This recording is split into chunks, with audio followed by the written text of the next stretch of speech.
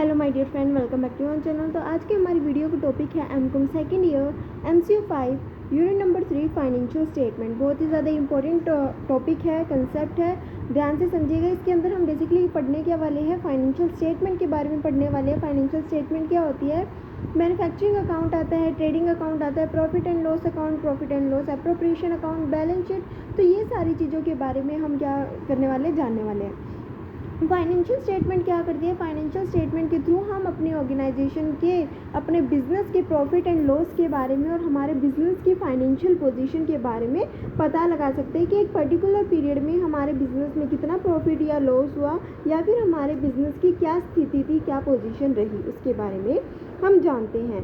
तो nature of financial statement होता क्या है, सबसे पहले इसके बारे में जानते हैं। It is prepare by all form of business organisation to ascertain the result of operating, financing and investment activity and to know the financial position on the date of closing of books of account।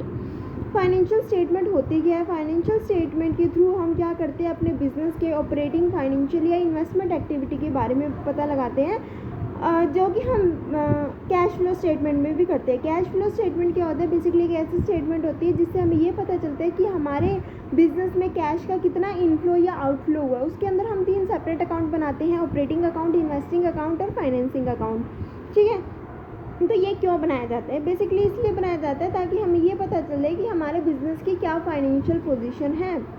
So in case of sole trader or a partnership firm, maintenance and preparation of financial statement is not mandatory but desirable। Financial statement को prepare करना company के case में बहुत ज़्यादा important होता है, ठीक है। लेकिन अगर एक बिजनेस सोल प्रोप्राइटरशिप का बिजनेस है या फिर पार्टनरशिप का बिजनेस है, तो इस तरीके के बिजनेस के अंदर फाइनेंशियल स्टेटमेंट बनाना कंपलसरी नहीं है, लेकिन हाँ बनाना चाहिए ताकि उस बिज़नेस के बारे में भी पता चले कि बिज़नेस ने कितना प्रॉफिट या लॉस अर्न किया है। मान लो पार्टनरशिप है जहाँ पे 2 से ज़्यादा लोग मिलके काम कर रहे हैं और 50 से कम लोग होने चाहिए। अगर 50 से ज़्यादा लोग हैं किसी भी बिज़नेस में, तो वो पार्टनरशिप नहीं, वो कंपनी में जो है वो बदल जाती है। अब सोल प्रोप्राइटर, सोल ट्रेडर या पार्टनरशिप की हम बात करते हैं। अगर फाइनेंशियल स्टेटमेंट ये लोग नहीं बनाते हैं तो इनको अपने बिजनेस के बारे में नहीं पता चलेगा। इनको ये नहीं पता चलेगा कि इनकी फाइनेंशियल पोजीशन क्या है, क्या इनका बिजनेस जो है फाइनेंशियली साउंड है या नहीं है, इनके बिजनेस में प्रॉफिट या लॉस कितना हुआ, तो उन सारी चीज़ों का इनको नहीं पता चलेगा। इसलिए इनको भी फाइनेंशियल स्टेटमेंट को बनाना चाहिए। According to Company Act 1956, make it obligatory and compulsory to maintain and prepare financial statement by the end of each accounting period। अब कंपनीज की हमने कहा कि कंपनीज को फाइनेंशियल अकाउंट बनाना बहुत ज़्यादा मैंडेटरी होता है। तो कंपनीज एक्ट 1956 ये कहता है कि फाइनेंशियल स्टेटमेंट हर एक कंपनी को बनाना ज़रूरी है अकाउंटिंग पीरियड की एंड में, ठीक है। अब उसके बाद आता है these are the basis for decision making by the management as well as to the outsider like investors and shareholder, creditor and financiers, government authority etc।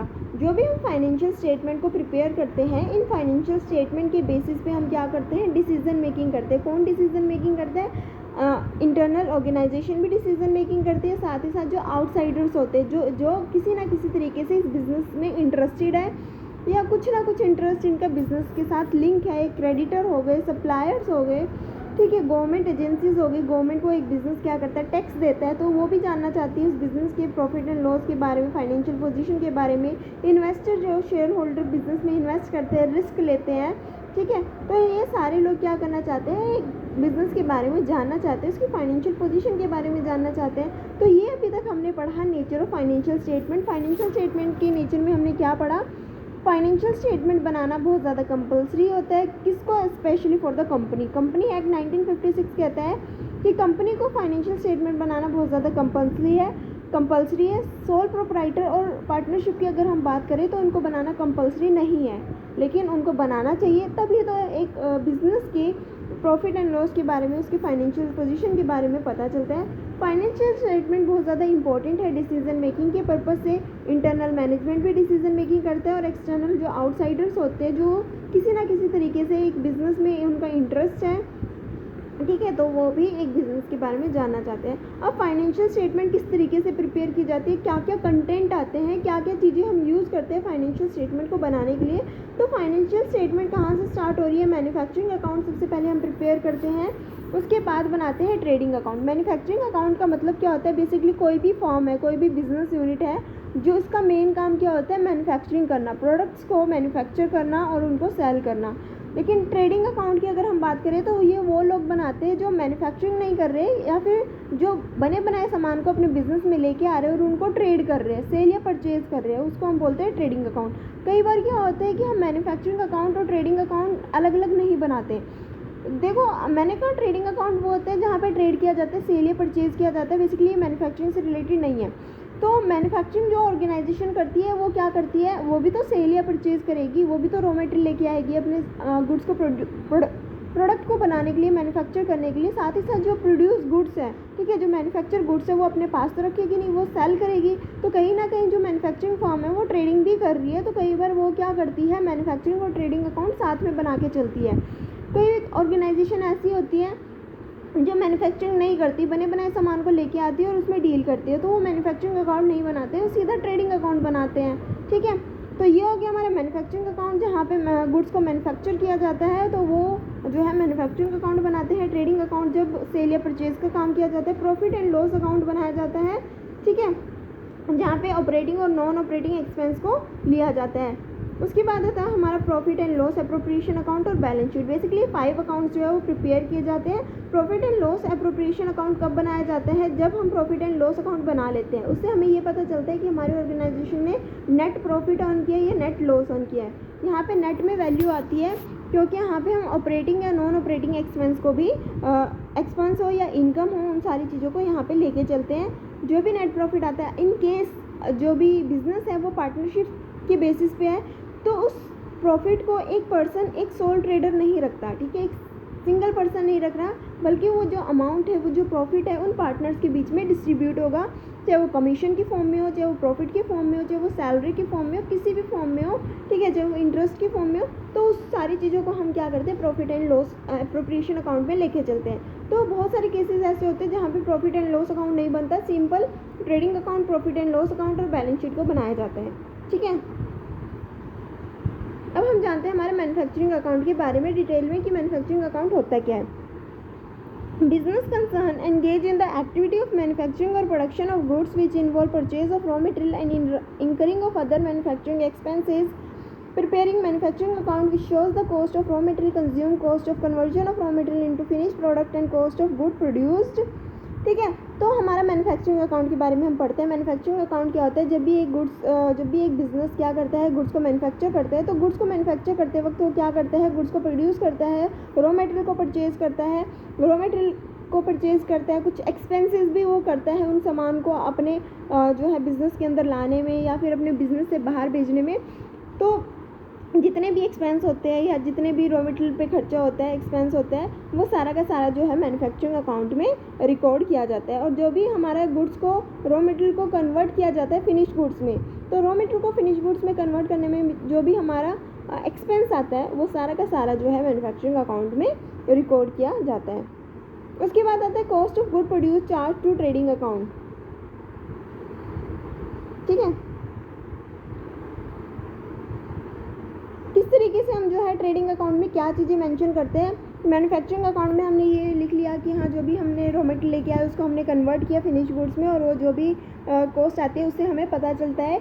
ठीक है, उसके बाद आता है हमारा कॉस्ट ऑफ गुड प्रोड्यूस। ठीक है, इसके अंदर क्या क्या चीज़ें आती है, इसके अंदर आती है cost of conversion, include direct expenses, freight और carriage inward, direct labour, factory rent, fuel, power and gas. यानी कि जब भी हमने गुड्स को फाइनली, यानी कि जब भी हमने रॉ मटेरियल को फिनिश गुड्स में क्या किया, कन्वर्ट किया, और जो फिनिश गुड्स को बनाने में कॉस्ट आई, उसको हम जो है वो ट्रेडिंग अकाउंट में लेके चलते हैं। ट्रेडिंग अकाउंट में क्या क्या आता है, it shows the gross profit और gross loss arising from buying और selling of goods in which the business enterprises deal in. Trading account में हमारा क्या बेसिकली होता है, ट्रेडिंग अकाउंट में हमारा ग्रॉस प्रॉफिट या ग्रॉस लॉस जो है पता चलता है कि जब भी हमने गुड्स को सेल किया या परचेज़ किया तो हमारे बिजनेस में कितना प्रॉफिट या ग्रॉस प्रॉफिट या ग्रॉस लॉस हुआ। ठीक है, पता चल गया। 2 अकाउंट मैं फिर से बताती हूँ। मैन्युफैक्चरिंग अकाउंट में क्या होता है, जो गुड्स को हमने रॉ मटेरियल को हमने परचेज़ किया, ठीक है, उसको फिनिश गुड्स में कन्वर्ट किया, वो सारी चीज़ें हम जो है मैन्युफैक्चरिंग अकाउंट में लिखते हैं। ट्रेडिंग अकाउंट में हम क्या चीज़ें मेंशन करते हैं, ट्रेडिंग अकाउंट में हम मेंशन करते हैं हमारा ग्रॉस प्रॉफिट या ग्रॉस लॉस के बारे में हमें पता चलता है। ग्रॉस प्रॉफिट या ग्रॉस लॉस किस तरीके से अराइज होता है, फ्रॉम सेलिंग और buying of the goods. Goods को जो भी हमने खरीदा या बेचा, उसके थ्रू हमारे जो ग्रॉस प्रॉफिट या ग्रॉस लॉस होता है, वो सारी चीज़ें हम यहाँ पे ट्रेडिंग अकाउंट में मेंशन करते हैं। कई बार क्या होता है, एबनॉर्मल लॉस वगैरह जो है बिजनेस में अराइज हो जाते हैं, ठीक है, तो उसको हम कहाँ पे मेंशन करेंगे, उसको हम ट्रेडिंग अकाउंट की क्रेडिट साइड में मेंशन करेंगे। क्रेडिट अकाउंट की जो क्रेडिट साइड होते हैं उसमें हमारा आता है सेल्स माइनस सेल्स रिटर्न। कई बार क्या होता है, हम सामान बेच देते हैं, उसमें कई बार सामान जो है वो वापस आ जाता है, तो जितनी भी सेल होती है उसमें से सेल रिटर्न को हम माइनस करते हैं, तो हमें एग्जैक्टली सेल पता चल जाती है। उसके बाद क्रेडिट साइड पे आता है हमारा क्लोजिंग स्टॉक। उसके बाद जो अगर एबनॉर्मल लॉसेस है तो वो क्रेडिट साइड में आएंगे। डेबिट साइड की अगर हम बात करते हैं कि हमारे डेबिट साइड के अंदर डेबिट साइड जो होती है ट्रेडिंग अकाउंट की, उसके अंदर क्या क्या चीज़ें मेंशन होती है। सबसे पहले आता है हमारा ओपनिंग बैलेंस, ठीक है, ओपनिंग स्टॉक आता है। उसके बाद आता है हमारा परचेजेस में से कई बार क्या होता है, हम रिटर्न कर देते हैं कोई सामान, तो परचेजेस में से अगर परचेज रिटर्न को माइनस करते हैं तो हमें नेट परचेज आ जाती है। कैरीज इनवर्ड, ठीक है, जब रॉ मटेरियल को हम अपने बिजनेस में लेके आते हैं, ठीक है, तो जो भी जिस भी साधन के थ्रू, ठीक है, जिस भी ट्रांसपोर्टेशन के थ्रू हम लेके आते हैं उसको हम बोलते हैं कैरेज इनवर्ड, तो वो भी हमारा जो है वो डेबिट साइड आता है। तो ये सारी चीज़ें जो यहाँ पे मेंशन की हुई है, तो ये सारी चीज़ें क्या होती है, हमारी डेबिट साइड का पार्ट होती है ट्रेडिंग अकाउंट की, ठीक है। ये सारी चीज़ें आपको याद करने की ज़रूरत नहीं है, क्योंकि अगर मैं बात करूँ एग्ज़ाम की, इन केस एग्ज़ाम में क्वेश्चन आता है कि क्या क्या कंसेप्ट होते हैं फाइनेंशियल स्टेटमेंट के, ठीक है, तो हमें ये 5 कंसेप्ट लेके चलने होते हैं। Manufacturing account, trading account, profit and loss account, profit and loss appropriation account, balance sheet, और इन्हीं सारी चीज़ों को मेंशन करना होता है। मैन्युफैक्चरिंग अकाउंट में क्या आता है, ट्रेडिंग अकाउंट में क्या आता है, ठीक है, प्रॉफिट एंड लॉस अकाउंट में क्या आता है। तो ये सारी चीज़ें, क्योंकि इतना हमारे पास जो है शीट्स नहीं होती है, एक लिमिटेड अमाउंट ऑफ शीट होती है, 23 शीट्स होती है, 3 या 4 शीट में हमें अपना आंसर जो है वो शो करना होता है, अच्छे से प्रेजेंट करना होता है। ये आता है हमारा क्रेडिट साइड, ठीक है। क्रेडिट साइड क्या क्या चीज़ें आती है हमारी ट्रेडिंग अकाउंट में, वो सारी चीज़ें यहाँ पे मेंशन की हुई है, ठीक है।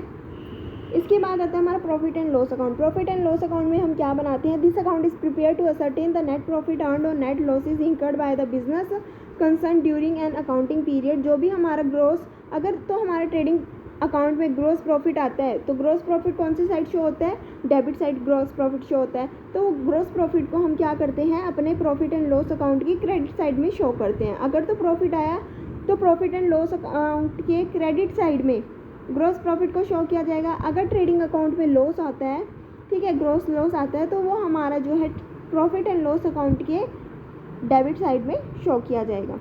मोस्टली लॉस कम ही आता है, ज़्यादातर प्रॉफिट ग्रोस प्रॉफिट बिजनेस में देखने को मिलता है। उसके बाद आता है हमारा प्रॉफिट एंड लॉस अकाउंट बनाना हम शुरू करते हैं। सबसे पहले हमने ग्रोस प्रॉफिट या ग्रोस लॉस जो है वो उसकी एंट्री डाल दी अपने प्रॉफिट एंड लॉस अकाउंट में। अब जो भी ऑपरेटिंग या नॉन ऑपरेटिंग एक्सपेंस है वो सारे के सारे हम मेंशन करेंगे। उसके बाद जो ऑपरेटिंग या नॉन ऑपरेटिंग इनकम है वो सारी की सारी क्या की जाएगी, मेंशन की जाएगी, ठीक है। उसके बाद हमारा नेट प्रॉफिट या नेट लॉस निकल के आएगा। So this account is prepare to ascertain the net profit earn और net loss incurred by the business concern during an accounting period, ठीक है।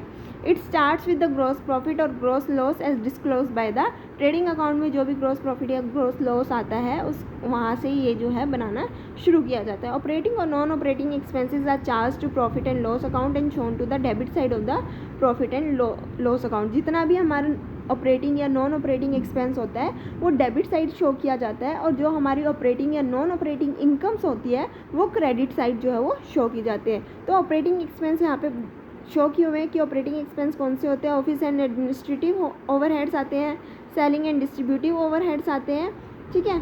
और नॉन ऑपरेटिंग एक्सपेंस की बात करें तो ये सारे हमारे क्या है, नॉन ऑपरेटिंग एक्सपेंस है। उसके अलावा आते हैं हमारे नॉन ऑपरेटिंग इनकम्स और नॉन ऑपरेटिंग इनकम्स जो कि हमारी क्रेडिट साइड जो है वो शो की जाती है।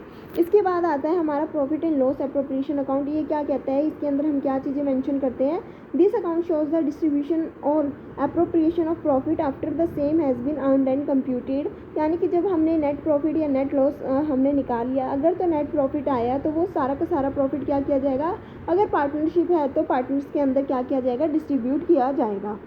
ठीक है, पार्टनर्स में वो सारा का सारा अमाउंट क्या कर दिया जाएगा, डिस्ट्रीब्यूट किया जाएगा।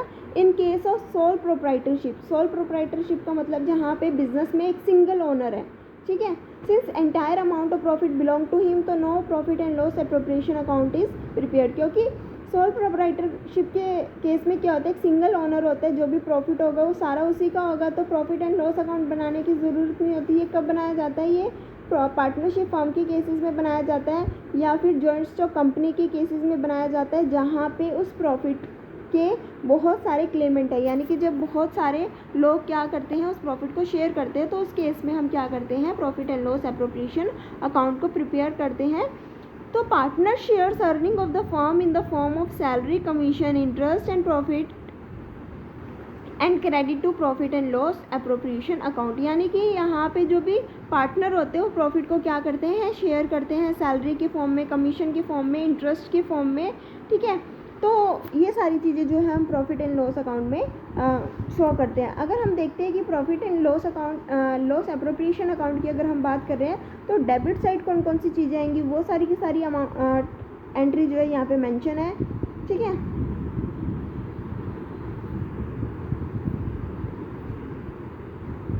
इसके बाद आता है हमारा लास्ट अकाउंट, लास्ट स्टेटमेंट जो होती है फाइनेंशियल स्टेटमेंट की, वो आती है बैलेंस शीट। तो बैलेंस शीट क्या होता है, it is a statement of assets and liability. Balance sheet के अंदर हम एसेट्स या लाइबिलिटी को शो करते हैं, जो हमारी क्रेडिट साइड होती है। ठीक है, वहाँ पे हम क्या शो करते हैं, सारे के सारे एसेट्स को, और जो हमारी डेबिट साइड होती है बैलेंस शीट की, वहाँ पे हम क्या शो करते हैं, लाइबिलिटीज़ को शो करते हैं। तो जो हमारे एसेट्स होते हैं ना, तो एसेट्स में हमारे फिक्स एसेट्स और करंट एसेट्स को शो किया जाता है, जितने भी एसेट्स होते हैं बिजनेस के, जितने भी फिक्स या करंट एसेट्स होते हैं। उसके बाद लाइबिलिटी की अगर हम बात करें, तो लाइबिलिटी में जो हमारा कैपिटल होती है, जो ऑनर ने कैपिटल इन्वेस्ट की होती है, उसमें से हम ड्राइंग को माइनस करते हैं। उसके बाद हम यहाँ पे क्या करते हैं, रिजर्व वगैरह जो भी बनाए होते हैं वो सारे के सारे लाइबिलिटी साइड मेंशन किए जाते हैं। जो शेयर कैपिटल अकाउंट होती है, जो रिजर्व्स होते हैं, जितनी भी करंट या नॉन करंट लाइबिलिटी होती है, वो सारी लाइबिलिटी साइड में शो की जाती है। Which help us to ascertain the financial position of a concern on a particular date, that is on a date when financial statement और financial accounts are prepare on books of account are close. तो basically अगर मैं बात करूँ balance sheet की, तो balance sheet हमें हमारे बिजनेस की फाइनेंशियल पोजीशन के बारे में बताती है कि हमारे बिजनेस की फाइनेंशियल पोजीशन कैसी है।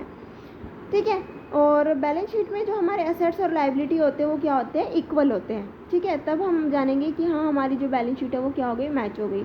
और जो प्रॉफिट एंड लॉस अकाउंट है, उससे हमें हमारे बिजनेस के प्रॉफिट के बारे में पता चलता है।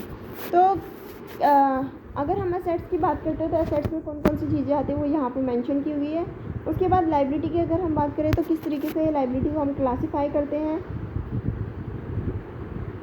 ठीक है, ये इतना पढ़ना जो है वो कंपलसरी नहीं है कि किस तरीके से जो है बैलेंस शीट को प्रिपेयर किया जाता है। क्वेश्चन इसके रिगार्डिंग नहीं आता जनरली।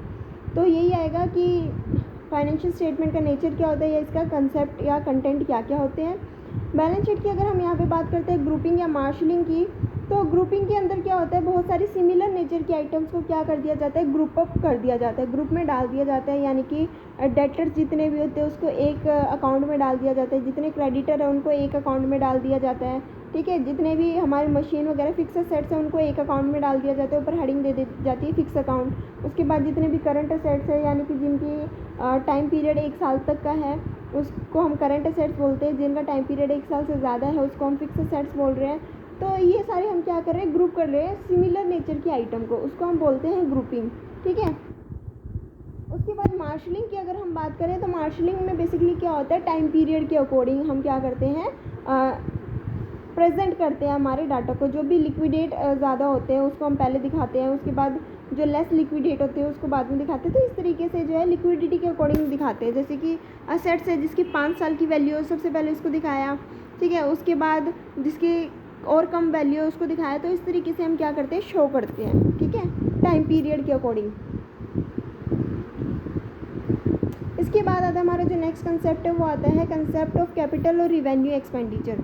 कैपिटल एक्सपेंडिचर क्या होता है, रिवेन्यू एक्सपेंडिचर क्या होता है। कैपिटल एक्सपेंडिचर जिसकी वैल्यू जो कि 1 साल से ज़्यादा के लिए होता है। रिवेन्यू एक्सपेंडिचर जो 1 साल तक के लिए खर्चा होता है उसको हम बोलते हैं रिवेन्यू एक्सपेंडिचर। कैपिटल एक्सपेंडिचर हमारा बैलेंस शीट में शो होता है, रिवेन्यू एक्सपेंडिचर हमारा जो है प्रॉफिट एंड लॉस अकाउंट में शो होता है। बेसिकली यही कंसेप्ट है, यही हम पढ़ने वाले हैं। All the item appearing in the trial balance are transfer either to profit and loss account और बैलेंस शीट। एक ट्रायल बैलेंस हम बनाते हैं, पहले हम जर्नल एंट्री बनाते हैं, फिर लेजर बनाते हैं, उसके बाद ट्रायल बैलेंस बनाते हैं। ट्रायल बैलेंस के बाद हम क्या करते हैं, बाकी अकाउंट बनाते हैं। तो ट्रायल बैलेंस के अंदर जितनी भी आइटम होती है या तो हम वो सारी item profit and loss account में डालते हैं या फिर वो आइटम हम क्या करते हैं, बैलेंस शीट में डालते हैं। ठीक है, तो एज़ पर रूल क्या कहते हैं, किस तरीके से हम पहचानेंगे कि रिवेन्यू नेचर की आइटम है या कैपिटल नेचर की आइटम है, इसको हमें प्रॉफिट एंड लॉस अकाउंट में डालना चाहिए, बैलेंस शीट में डालना चाहिए। वो चीज़ें हम किस तरीके से पहचानेंगे, किस तरीके से समझेंगे, वही हमें यहाँ पे पता करना है। एक रूल है इसका, क्या रूल है, item of revenue nature are taken to profit and loss account and item of capital nature are shown in the balance sheet. जो भी रिवेन्यू नेचर की आइटम है उसको हम प्रॉफिट एंड लॉस अकाउंट में शो करेंगे और जो कैपिटल नेचर की आइटम है उसको हम बैलेंस शीट में शो करेंगे। आई होप आप सभी को समझ में आया होगा। रिवेन्यू नेचर की आइटम को प्रॉफिट एंड लॉस अकाउंट में और कैपिटल नेचर की आइटम को बैलेंस शीट में। कैपिटल एक्सपेंडिचर होता क्या है, अब ये देखते हैं। हमने कहा ये तो इसमें डाल रहे हैं, वो उस अकाउंट में डाल रहे हैं, लेकिन ये चीज़ है क्या, कैपिटल एक्सपेंडिचर होता क्या है। जब बेनिफिट जो है हमारा, जो भी हमने खर्चा किया, ठीक है, जो भी हमने एक्सपेंडिचर किया उसका जो बेनिफिट है, उसका जो फ़ायदा है वो हमें 1 साल के अंदर नहीं मिल रहा, बल्कि उसका फ़ायदा हम 4 या 5 सालों तक उठाएंगे, तो उसको हम बोल रहे हैं कैपिटल एक्सपेंडिचर। अगर कोई खर्चा हमने किया जिसका बेनिफिट हमें सिर्फ 1 साल तक मिल रहा है तो उसको हम बोलेंगे रिवेन्यू एक्सपेंडिचर। कैपिटल एक्सपेंडिचर को पढ़ लेते हैं। When benefit of an expenditure is not exhausted in the year in which it is incurred but is available over a number of years, that is fixed assets like machine, building, furniture, etc. Amounts spent on renovation of old machine are regarded as capital expenditure. जो भी हमने खर्चा किया, हमारी जो पुरानी machinery थी उसको रिनोवेट करवाया, एक एग्जांपल दिया गया है जिससे हम समझ सकते हैं कि हमने कुछ खर्चा किया, हमारी पुरानी मशीन को क्या किया, रिनोवेट करवाया और अच्छा करवा लिया ताकि वो और ज़्यादा चले। तो ज़रूरी नहीं है ना कि वो मशीन सिर्फ 1 साल चलेगी, ज़्यादा से ज़्यादा साल भी तो चल सकती है, तो उसको हम बोलते हैं कैपिटल एक्सपेंडिचर। कैपिटल एक्सपेंडिचर हमने समझ लिया। अब एक नया कंसेप्ट आया है, वो क्या है, deferred revenue expenditure. Deferred revenue expenditure ये क्या है, cost of experiment which ultimately result in the acquisition of a patent. हम क्या करते हैं, कोई नया प्रोडक्ट लेके आते हैं, तो इनोवेशन करते हैं, ठीक है, रिसर्च करते हैं, एक्सपेरिमेंट करते हैं, ठीक है, तो जो भी हम रिसर्च कर रहे हैं, एक्सपेरिमेंट कर रहे हैं, उसमें खर्चा होता है, ठीक है। और जो भी हम नया चीज़ लेके आते हैं, जो नया इनोवेशन करते हैं, उसको हम पेटेंट करा लेते हैं ताकि कोई हमारी इनोवेशन को चोरी ना कर ले, ठीक है। तो cost of experiment which are not successful is not to be treated as capital expenditure, it is treated as deferred revenue expenditure which is written off within 2 to 3 year. क्या कहा गया, हमने एक्सपेरिमेंट किया, कोई innovation करनी थी, वो successful नहीं हुआ, अब खर्चा तो हो गया, अब क्या वो कैपिटल एक्सपेंडिचर का पार्ट है। बताओ कि जो हम एक्सपेरिमेंट कर रहे हैं, इनोवेशन कर रहे हैं, मान लो इनोवेशन करके हमने एक नया प्रोडक्ट बनाया, वो प्रोडक्ट बनाने से हमें फ़ायदा 1 साल तक नहीं हो रहा, बल्कि हमारे बहुत सारे सालों तक हमें फ़ायदा होगा। इसका मतलब तो ये कैपिटल एक्सपेंडिचर की आइटम हो गई, ठीक है। लेकिन जो हमने एक्सपेरिमेंट किया वो फेल हो गया, जो प्रोडक्ट था वो कामयाब हुआ ही नहीं, तो हमें उसका लंबे समय तक थोड़ी फ़ायदा मिल रहा है, नहीं मिल रहा ना। अब वो खर्चा कहाँ पे शो करें, रिवेन्यू एक्सपेंडिचर में शो करें, प्रॉफिट एंड लॉस अकाउंट में शो करें या कैपिटल अकाउंट में। मैं कह रही हूँ सारा का सारा एक्सपेंडिचर हम रिवेन्यू में शो करेंगे, प्रॉफिट एंड लॉस अकाउंट में शो करेंगे एज अ रिवेन्यू एक्सपेंडिचर समझ के, तो हमारा प्रॉफिट तो शो ही नहीं होगा इस साल का, ठीक है। इस साल तो हमें ऐसा लगेगा कि लॉस हुआ है, क्योंकि हमारा एक्सपेंस बहुत ज़्यादा शो हो जाएगा। कैपिटल एक्सपेंडिचर में हम शो नहीं कर सकते वो सारा का सारा अमाउंट, क्योंकि हमें लॉन्ग टर्म तक थोड़ी उसका बेनिफिट मिल रहा है। कहाँ पे शो करेंगे, असेट साइड शो करें या लाइबिलिटी साइड शो करें, क्या ऐसे शो करेंगे। तो इस तरीके के जो एक्सपेंडिचर होते हैं ना, वो हम आधे तो रिवेन्यू मानते हैं और आधा कैपिटल मानते हैं। यानी कि मान लो ये एक्सपेंडिचर हम 3-4 साल में क्या करते हैं, ख़त्म करते हैं, ताकि हमारा जो प्रॉफिट है उस पर भी ज़्यादा इफेक्ट ना पड़े। हम क्या करते हैं, मान लो 4 साल में हमने कहा वो ख़त्म करेंगे, तो 1 साल का हमने प्रॉफिट एंड लॉस में दिखाया, 3 साल का हमने कैपिटल बैलेंस शीट में शो किया।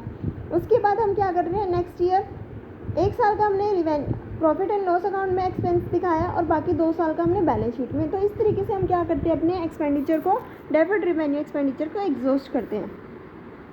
Certain expenditure which is normally treated as revenue may be usually heavy and its benefit is likely to be available for more than 1 year.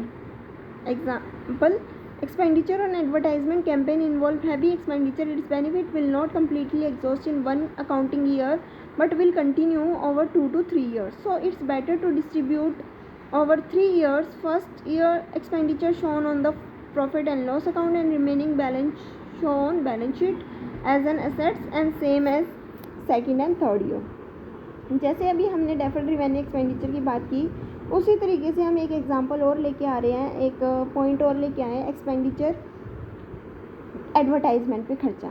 Advertisement पे खर्चा heavy खर्चा हुआ, 5 लाख रुपए लगे और 5 साल तक हमें इसका फ़ायदा मिलेगा। यानी कि हर साल लाख रुपए का खर्चा, मान के चलो कि हर साल लाख रुपए का हमने क्या किया, खर्चा किया और इसका फ़ायदा हमें मिलेगा। जब एडवर्टाइजमेंट कर रहे हैं तो लोगों को पता चल रहा है हमारे प्रोडक्ट के बारे में, वो अट्रैक्ट होंगे और हमारी सेल बढ़ेगी। तो इसका फ़ायदा हमें सिर्फ 1 साल में नहीं मिल रहा, आने वाले काफ़ी साल में मिल रहा है। तो जो खर्चा किया 5 लाख, क्या वो 1-1 लाख करके हम देंगे? नहीं, 5 लाख जो है वो हमने एक बार में ही दे दिए, लेकिन हमें फ़ायदा मिल रहा है 5 साल तक। क्या हम बैलेंस शीट में शो करें या प्रॉफिट एंड लॉस अकाउंट में? 1 साल का तो हम प्रॉफिट एंड लॉस अकाउंट में शो करेंगे, बाकी 4 साल का हम बैलेंस शीट में शो करेंगे। इस तरीके से नेक्स्ट ईयर होगा कि 1 साल का हम प्रॉफिट एंड लॉस अकाउंट में शो करेंगे, बाकी का जो 3 साल का हम जो है बैलेंस शीट में शो करेंगे। इस तरीके से हम अपने एक्सपेंडिचर को क्या करेंगे, मेंटेन करके चलेंगे। ये था कैपिटल एक्सपेंडिचर। आई होप आप सभी को समझ में आया होगा कैपिटल एक्सपेंडिचर क्या होता है। उसके बाद हम जानते हैं रेवेन्यू एक्सपेंडिचर। जब बेनिफिट, जो भी खर्चा हमने किया उसका बेनिफिट हमें 1 साल के अंदर मिलेगा, ठीक है, तो वो हम प्रॉफिट एंड लॉस अकाउंट में शो करते हैं। When the benefit of an expenditure is not likely to be available for more than 1 year, it is treated as revenue expenditure, that is routine item, ठीक है। Interest on loan borrowed for running the years, for running the business, interest on loan paid during the initial period before production commences is not treated as revenue expenditure, it is treated as capital expenditure. क्या कहा गया यहाँ पे, समझ में आया? फिर से समझते हैं। हमने लोन लिया, उसमें हमें इंटरेस्ट पे करना था, ठीक है, तो क्या कहा गया यहाँ पे, interest on loan borrowed for running the business, interest on loan paid during the initial period before production commences. हमने लोन ले लिया, ठीक है, हमने उस पर इंटरेस्ट देना था। 1 साल तक तो प्रोडक्शन स्टार्ट ही नहीं हुई, तो 1 साल तक का जो इंटरेस्ट था वो तो देना पड़ेगा ना, ठीक है। तो 1 साल का हमने क्या किया, इंटरेस्ट तो दिया, लेकिन प्रोडक्शन अभी तक स्टार्ट नहीं हुई है। इस जो एक्सपेंडिचर हमने किया इंटरेस्ट का, उसका बेनिफिट तो अभी हमें मिला ही नहीं। तो ये हम जो है रेवेन्यू एक्सपेंडिचर में शो ना करके इसको हम कैपिटल एक्सपेंडिचर में जो है वो शो करेंगे, ठीक है। आई होप आपको एक्सपेंडिचर के बारे में पता चल गया होगा। उसके बाद नेक्स्ट टॉपिक आता है कैपिटल और रेवेन्यू एक्सपेंडिचर, जो हम नेक्स्ट वीडियो में करेंगे ताकि ये वीडियो बड़ी ना बने।